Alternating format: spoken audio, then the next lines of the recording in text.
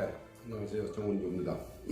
지난 5월부터 제가 이 유튜브를 시작을 했는데 그때는 보수의 특징이란 제목으로 보수란 무엇인가 요거에 대해서 몇 가지를 말씀드렸어요.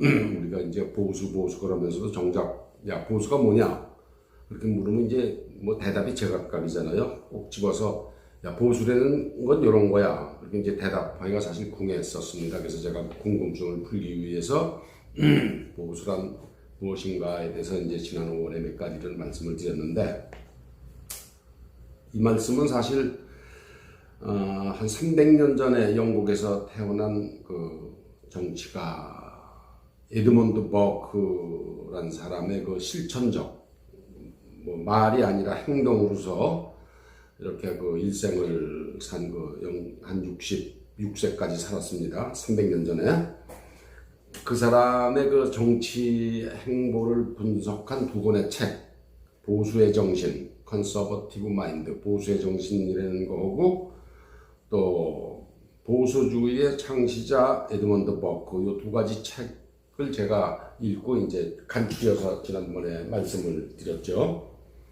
그 말씀을 드리던 중에 제가 이제 그 6.25 한국전쟁과 70주년, 한국전쟁 70주년, 그리고 이제 8.15 광복절이 다가와서 그때 외람댁에도 제 부모님 생애를 짚어가면서 1905년부터 74년까지의 70년, 그 일제하에서부터 6.25, 그 다음에 저희가 이제 좀 밥술이나 먹게 된 70년대 초까지의 그 생활의 역사를 함께 살펴봤습니다. 잠깐 쉬고. 근데 요즘 이제 다시 한국 야당계의 뭐죠? 국민의힘에서 보수는 무엇이냐? 또 여러 각계각층에서, 보수라는 걸 좀 새로이 정립하고 해야 되겠다. 그런 얘기가 나오고 있어서 참 반갑습니다. 이제 그 기본을 찾는 노력이기 때문에 그렇습니다. 뭐든지 이제 기본이 참 중요하죠. 먼저 번에 제가 한 달에 걸쳐서 보수의 특징 4가지를 말씀을 드렸는데 다시 한번 일깨워 드리겠습니다. 보수는 첫째, 변하지 않는 도덕적 질서가 있다고 믿는다고 했습니다. 도덕적 질서, 변하지 않는 도덕적 질서. 농사를 짓거나 또 요새 아주 이 바쁜 세상이라 뭐 엉망인 것 같지만 그래도 그 밑바닥에는 변하지 않는 질서가 있다. 그 질서를 지켜가는 게 보수다. 이런 말씀을 드렸습니다. 또 변하지 않는 도덕적 질서라는 게 예를 들어서 전 보수라고 자처하는 사람들의 언어적 품격, 말하는 품격을 들었습니다. 예로서 뭐 요새 박원순 전 서울시장이 이제 성추행을 놓고 뭐 자살을 했잖아요. 또 그걸 가지고 이제 뭐 좌파들이 억지도 쓰고 독설도 하고 피해자를 오히려 막 몰아붙이고 요라는 말을 뱉어내고 있습니다. 근데 거기에 대응하는 보수 쪽 사람들의 그 언어를 비교를 해보십시오. 참 점잖고 그렇잖아요. 그걸 잘 아실 수 있을 거예요. 그런 도덕적 질서, 저는 이제 그걸 예로 들었습니다. 보수의 두 번째 특징으로 지난번에 관습, 계속성, 신중함을 중시한다. 이어내려오는 전통과 관습, 또 그게 계속해서 우리의 생활에 이렇게 녹아들고 있죠. 또 보수들은 그렇게 신중하다. 무슨 정책을 결정하고 그럴 때 굉장히 신중하다. 보수의 특징 두 번째입니다. 보수의 특징 세 번째는 지난번에 말씀드렸는데 인간은 불완전한 존재다. 그래서 스스로 억제하고 자제해야 한다. 이제 까불락대지 않는다는 거죠. 권력에 취해서 이제 할 말 안 할 말 뭐 가리지 않고 쏟아내는 그 좌파들 예를 요새 여러분이 아주 적나라하게 보시고 계십니다. 보수적인 사람은 불완전한 존재다, 인간이라는 게. 그래서 스스로 억제하고 하고 싶은 말도 참고 자제를 할 줄 아는 거죠. 권력에 취해서 뭐 할 말 안 하고 뱉어내는 그런지 않습니다.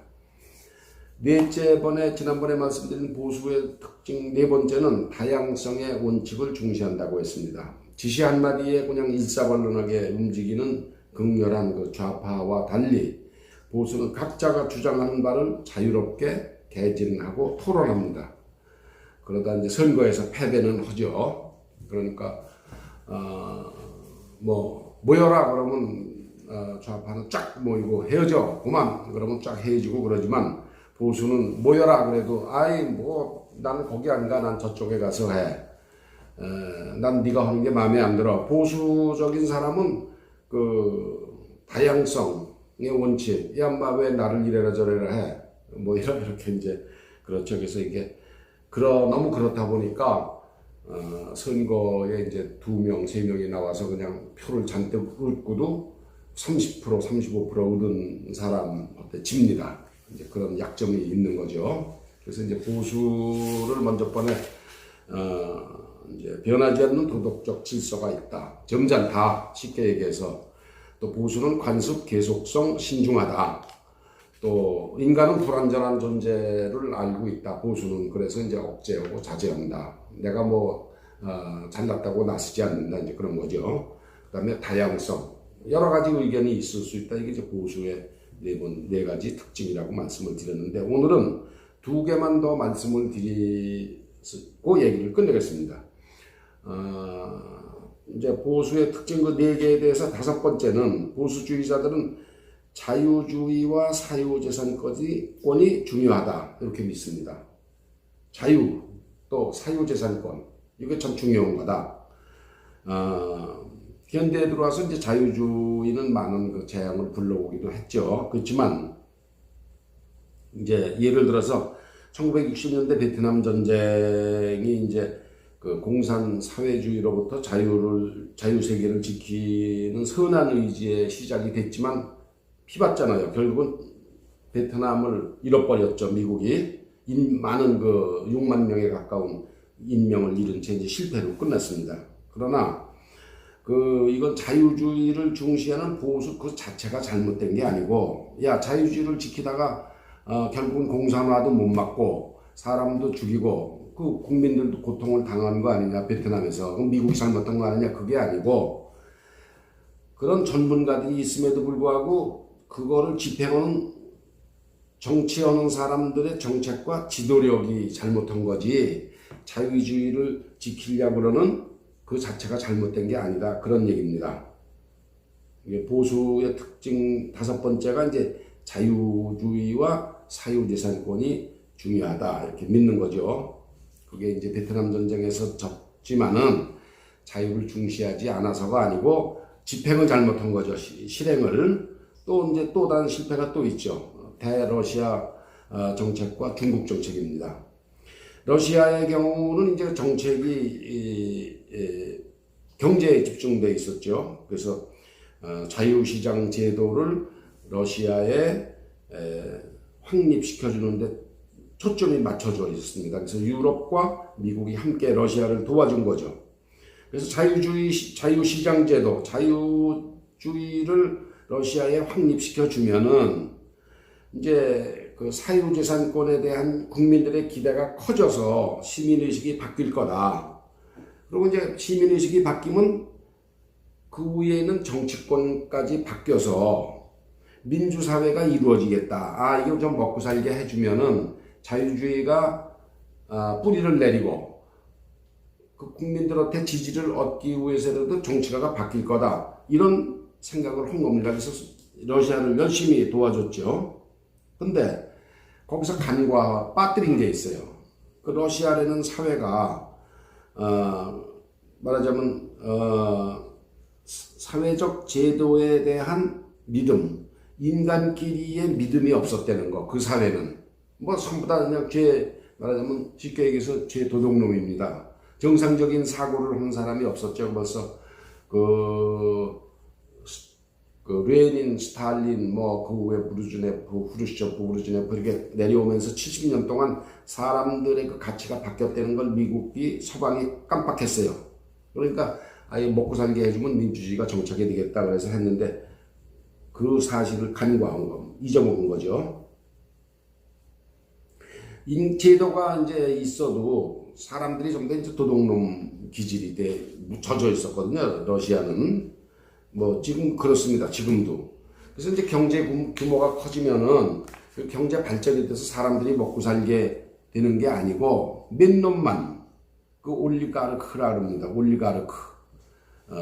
정경유착 집단. 그러니까 푸틴을 비롯해서 푸틴의 권력을 받쳐주고 있는 몇몇 재벌들이 있어요. 그놈들이 다 먹어치는 게 경제가 발전하면 걔네들이 다 흡수해버리고 아직도 러시아의 일반 민간인들은 뭐 고기 한 점 먹기가 이제 바쁘죠.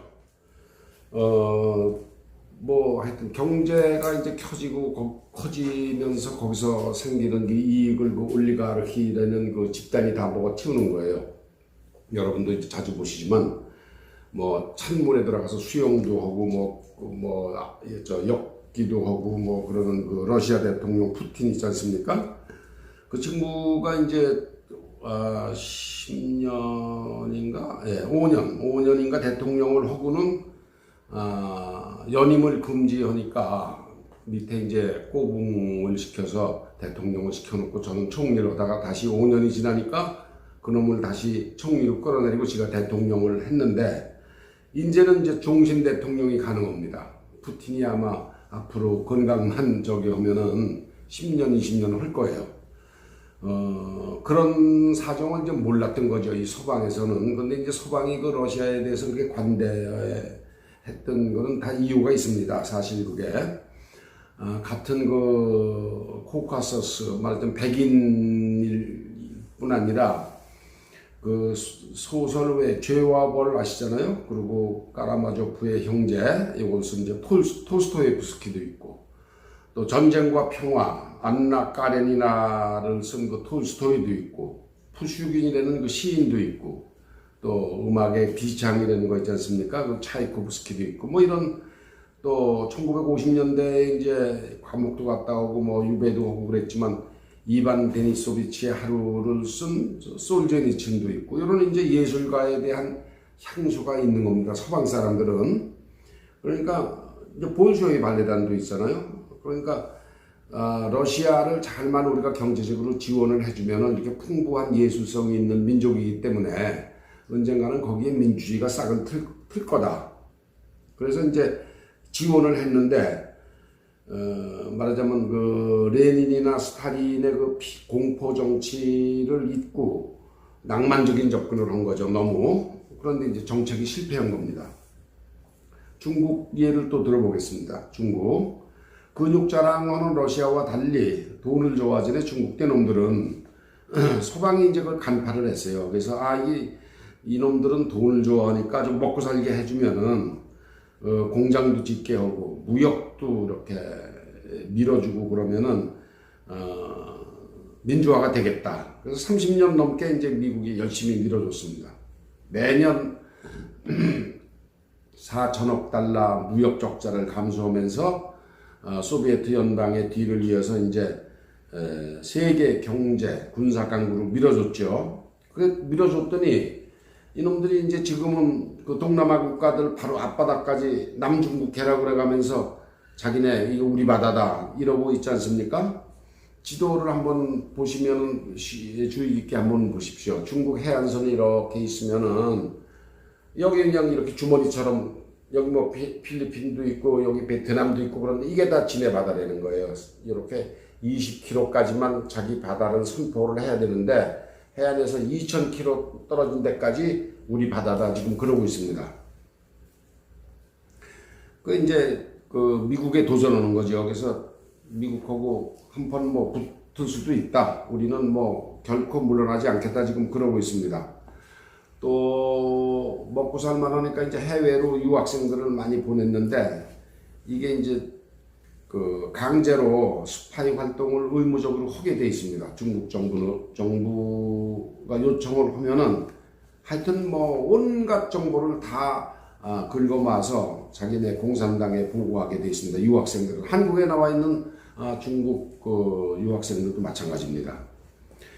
이놈들이 또 먹고 살만하니까 이제 실크로드라는 거를 이제 뭐 1대1로 뭐 이래가지고 옛날 그 현대판 실크로드를 만든 거죠. 중앙아시아 뭐 스탄자 들어가는 나라가 많잖아요. 거길 지나서 이란을 지나서 이라크를 지나서 저쪽 아프리카까지도 검은 손으로 이제 뻗치고 있는 겁니다. 중국이라는 나라가 이제 자원이 없으면 못 견디니까 14억을 먹여 살리려면 해외에서 자원을 가져와야 되잖아요. 그러니까 이걸 뭐 바다로만 노상 실어다 먹을 수 없으니까 길을 뚫어서 이제 말하자면 자원을 수입하겠다는 거죠.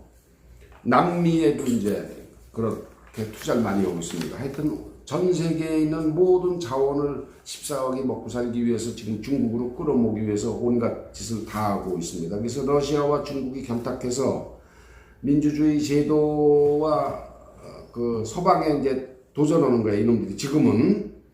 근데 이제 미국이나 서방이 특히 미국은 이거 먹고 살고 그러면은 민주화가 되겠구나 해서 그걸 밀어줬는데 실패를 했단 말이에요. 그러니까 미국이 그 지도자들의 판단이 실수한 겁니다. 잘못한 거죠. 국민에게 더 많은 자유가 주어지기를 기대하고 지원을 했더니 결국은 부자가 되면서 이제 자유가 오히려 후퇴를 한 형국이 됐습니다. 지금 이거는 이제 그 지역 여건, 국민의 기질, 역사적 맥락을 무시했기 때문에 그런 결과가 나왔습니다. 똑같은 실수를 미국이 이제 아프가니스탄하고 이라크에서도 하고 있습니다. 또 저쪽 시리아, 아프리카에 있는 리비아에서도 실수를 하고 있습니다. 이렇게 자유를 중시하는 게 이제 말하자면 보수의 기본 정신입니다. 또 자유와 동시에 이제 사유재산권도 중시를 하죠. 그래서 개인 앞에서 재산권을 빼버리면 중앙정부가 모든 걸 지배하게 되잖아요. 먹고 사는 문제를 정부가 쥐고 있으니까 국민은 정부 말을 안 들을 수가 없죠. 그래서 이제 그렇게 되면은 자유라는 거는 안고 없는 찐빵이 됩니다. 아무리 자유를 중시하더라도 먹고 사는 문제가 해결이 안 되면은 먹고 사는 문제를 국민들이 정부에 의존하게 되는 자유라는 건 뭐 있을 수가 없죠. 근데 이제 사유재산이 보호될수록 사회가 더 생산적이 되고 안정화가 되는데 우리나라는 이제 자꾸 경제 평준화다, 평등이다 뭐 그래가지고 지금 서서히 국민을 조이고 있습니다. 뭐 도와주는 척하지만 사실은 국민이 전부 정부에 자꾸 의존하도록 만드는 거죠. 근데 이제 사실 경제 평준화 누구든지 다 먹고 살고 동등하게 먹고 산다는 거는 결국 경제 발전이 아니다. 보수는 그렇게 믿습니다. 누군 뭐 수제비 먹고 누군 쌀밥 먹는 사람도 있는 거고 그런 거지. 누구나 다 삼시세끼를 진수성찬이를 먹을 수가 없잖아요. 보수는 잘 먹고 잘 사는 사람도 있고 수제비 하루 세 끼 중에 한 끼 수제비 먹는 사람도 있고 그 대신 자유가 있기 때문에 더 나은 그 형편으로 이제 도약을 할 수가 있는 거죠. 기회를 만들어 주는 거죠. 미겨 살리는 게 아니라 보수주의자는 그거 누구는 굶어 죽고 누구는 하루 세 끼 잘 먹는데 그럼 굶어 죽는 사람이 있어도 괜찮은 거냐 이렇게 이제 그 좌파식 말투로 보수를 공격을 합니다. 그런데 이제 그 좌파들은 이 말빨이 세요. 아주 그 이빨이 셉니다. 쉽게 얘기해서. 옛날에 노무현 대통령도 그랬잖아요. 누가 이제 장인이 빨치산인데 그걸 어떻게 생각하느냐 그러니까 뭐 그걸 대답을 하지 않고 그럼 마누라하고 이혼하려는 말이냐 이렇게 둘러대서 이제 본질에서 벗어난 대답으로 이제 궁지에서 벗어나고 국민들도 이제 뭐 박수를 받아서 이제 대통령이 됐죠. 그러니까 좌파들의 그 어법은 뭐 이 말하자면 그 보수주의자들이 당해낼 재주가 없습니다. 보수의 그 마지막 특징은 합리적이고 온건한 진보, 보수도 진보입니다. 앞으로 나가자는 거죠. 근데 합리적이고 천천히 나가자. 뭐 혁명을 해서 확 바꾸고 그런 게 아니다. 진보를 무작정 선호하는 데는 보수는 반대합니다. 무작정 선호하는 게 아니고 합리적으로 천천히 나가자. 진보를 믿는 사람들은 항상 뭔가 새 것이 더 낫다고 믿어요. 그래서 힘있고 돈 있는 좌파들은 뭐 이게 말이 될지 모르지만 성추행이 많습니다. 새로운 여자, 이쁜 여자 있으면 항상 지분돼요. 지분되고 그러니까 이제 뭐 안희정에서부터 뭐 오거돈, 뭐 박원순이 뭐 막 나오지 않습니까? 예.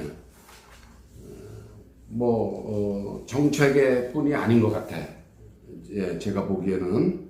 그래서 성평등과 뭐 조강지처 이런 거는 유권자를 홀리는 선거용이지, 이 사람들 마음속에는 항상 뭔가 새로운 거, 뭐 이런 걸 탐하는 그런 게 있는 것 같아요. 그래서 이제 인간 육체가 이제 변화하지 않습니까? 나이가 먹으면 기운도 떨어지고, 사회제도도 똑같이 그렇습니다. 사회제도도 오래되면은 낡아서, 힘을 못 쓰게 된다는 걸 보수주의자도 이제 그걸 알죠. 알지만, 육체가 이제 활력을 유지하면서 건강하게 늙어가려면, 육체 형태가 본질, 이게 조화를 이루면서 아주 천천히 바뀌어야죠. 나이 먹었으니까 100m 뛰던 거 70m, 하루에 만보 걷던 거 7,000보 걷고, 보수는 이제 압니다. 뭐, 만보 걷던 걸 계속 만보 걷다가 나이 80, 90에 해보십시오. 그게 치명상을 입거나 다쳐서 아주 회복할 수 없는 손상을 입으면 그냥 금방 죽잖아요. 그러니까 보수주의자는 그런 변화에 대해서 천천히, 이건 나이가 먹으니까 몸이 쇠퇴하는구나. 그러니까 내가 하던 운동의 양도 줄이고 강도도 줄이고 이렇게 해서 급격하게 변화가 오지 않도록 잘 다스려 나갑니다. 그게 이제 보수의 기본, 그거죠. 몸의 육체를 다스리는 사회 체제도 똑같습니다. 사회가 낡아 보인다고 해서 일시에 모든 걸 그냥 확 바꿔버리지 않도록 보수주의자는 항상 주의합니다. 그러니까 양식장에 물고기가 이제 물이 혼탁하다고 해서 100% 물을 싹 갈아버리지 않죠. 그러면 거기에 있는 미생물들이 다 없어지고 뭐 물의 성분도 바뀌고 그러면 물고기가 못 살아나죠. 그러니까 보수주의자들은 양식장에 물을 갈더라도 몽땅 새물로 안 바꾸고 3분의 1 갈고 또 놔두고 또 며칠 있다 또 3분의 1 갈고 이렇게 해서 그 안에 있는 그 유기물들이 항상 보존되도록, 그래야, 그런 식으로 해야 국가도 보존이 된다. 사회 체제나 이런 걸 급격하게 바꾸는 거에 대해서는 보수주의자들은 반대합니다. 이게 보수의 특징 6가지입니다. 먼저 번에 4개를 말씀드리고 오늘 2개를 말씀드리는데 이렇게 요약을 한번 해드리면은, 첫째, 세상에는 보이지 않는 도덕적 질서가 있다는 점을 믿는다. 점잖다 이겁니다. 쉽게 얘기해서. 둘째, 관습, 계속성, 신중함을 중시한다. 뭐든지 확 바뀌면 안 된다는 거죠. 또 셋째, 인간은 불완전한 존재이기 때문에 억제하고 자제한다. 이게 이제 보수주의자의 3번째 특징. 4번째는 다양성의 원칙. 각자 다른 의견이 있을 수 있다. 이걸로 모여라 그러면 쫙 모이고 그런 게 아니라, 이거 나 싫어. 넌 광화문 가. 난 집에서 쉴래. 그럴 수 있는 거죠. 그죠? 또, 자유주의와 사유재산권이 중요하다. 자유주의와 사유재산권이 중요하다. 이북을 보시면 압니다. 자유주의도 아니죠. 사유재산권이 하나도 없지 않습니까? 또, 6째, 보수의 특징 마지막은 합리적이고 온건한 진보. 확 바꾸지 않고 뭐든지 서서히 바꾼다. 요게 이제 보수의 특징 6가지입니다. 제가 이제 에드먼드 버크에 관한 책을 읽고 요약을 했지만, 이런 6가지 항목을 스스로 이제 보수주의자라고 생각하시는 여러분들이 알고 계시면 좋습니다. 요게 보수의 기본 정신입니다. 외우실 필요는 없어요. 없지만, 어느 자리에서나 혹시 대화하실 때, 보수는 이런 거야 하고 쉽게 설명하실 수 있도록 제가 최선을 다해서 설명을 드렸습니다. 근데 정치화에서는 또 얼마든지 다른 소리가 또 나올 수 있죠. 그러면 이제 마지막으로 보수의 상대적 개념 혹은 입장이 진보가 맞느냐.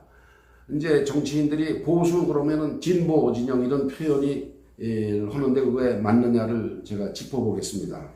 우측으로 50은 보수, 좌측으로 50은 진보를 가정할 때 보수 50 중에 40은 건전한 보수입니다. 나머지 10은 좀 지독한 보수죠. 꼴통 보수죠. 여러분들 왜 열혈 보수죠. 태극기 부대라고 해서 피가 끓는 이제 뭐 꼴통 보수라고 하는데 보수는 50 중에 40이 건전한 보수예요. 목소리도 적고 이 10이 극성스럽죠. 좌파는 50 중에 20이 아주 건전한 진보입니다. 건전한 진보, 아주 좋은 진보죠. 나머지 25는 좌파라고 봅니다. 저는 25. 나머지 5가 공산주의, 사회주의자예요. 그러니까 건전한 20배 그 50 진보 국민을 둘로 나눌 때 50 중에 20은 건전한 진보. 이 사람들이 지금 여러분들이 자주 접하시는 뭐 진중권 씨, 또 뭐 참여연대에서 나온 김경률 씨, 또 권경의 변호사, 건전한 진보죠. 나머지 그 사람들보다 조금 더 많은 25 정도가 이제 좌파예요. 좌파 꼴통입니다. 이 놈들을 조종하고 있는 거는 한 5% 정도 되는, 50이면은 5% 정도 되는 좌익 사상을 가진 그룹입니다. 뭐 나는 사회주의자다. 내가 민주주의를 위해서 한다. 이거 한마디도 하지 않는 뭐 통일부 장관, 또 대통령 비서실장 하던 누굽니까?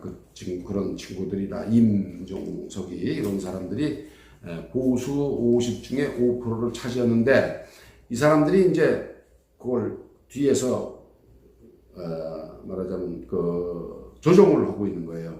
이 조종을 당하는 줄 모르고 넘어가는 보수가 50이면 25입니다. 이 좌파입니다.